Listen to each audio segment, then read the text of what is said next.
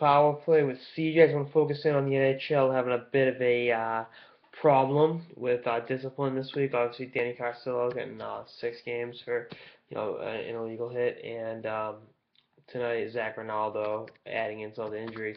The question now is, do guys like this belong in the National Hockey League? Because they're not really productive offensive players. They're liabilities to their team. They take foolish penalties and they play with recklessness that hurt. Puts opponents and their own team at risk in terms of taking foolish penalties at inopportune times in hockey games. And I've always been on the fighting side of it, and that'll never change. But does Zac Rinaldo or do Zac Rinaldo, Danny Carcillo have a place in the league? And I'm a Zac Rinaldo guy. I think he's a better hockey player than he gets credit for. But what he did tonight with the illegal hit on Letang, dirty hit.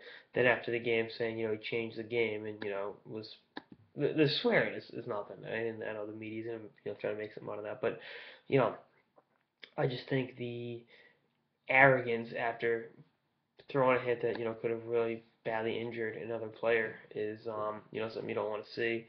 And what does that do? I mean, I think he's gonna get suspended. Plain and simple. I mean, I think at least 3 or 4 games. The fact that he has history of discipline, and not only does he have that history, his approach or lack of resentment afterwards will definitely hurt him in the eyes of this league supplemental discipline policy. And again, I'm a Ronaldo guy. I think he's a good player, a guy that went from being on low draft pick, being a bona fide NHL player, essentially by age 20. But he's got to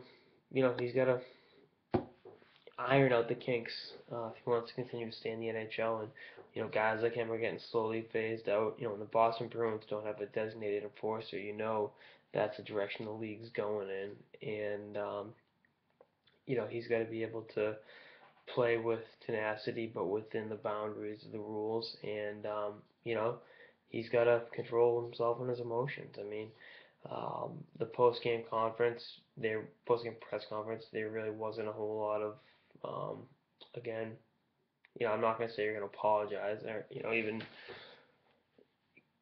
come out apologetically, but at the same time, joking about, and first of all, I think he may have actually, that hit may have changed the game, because Philly comes back and wins in overtime. But, it's just a way you got to control yourself in those circumstances off the ice. That'll, impact how your discipline's doled out on the ice. So we'll see what happens. But I think Ronaldo gets anywhere between 2 and 5 games. I don't think it's going to be as stiff a penalty as Carcillo got, but you never know. We'll see. We'll see what happens. Anyway, that's one episode of the Power Play with CJ on the Zac Rinaldo, Chris Letang incident/hit, situation for episodes of the season and beyond. Later, guys.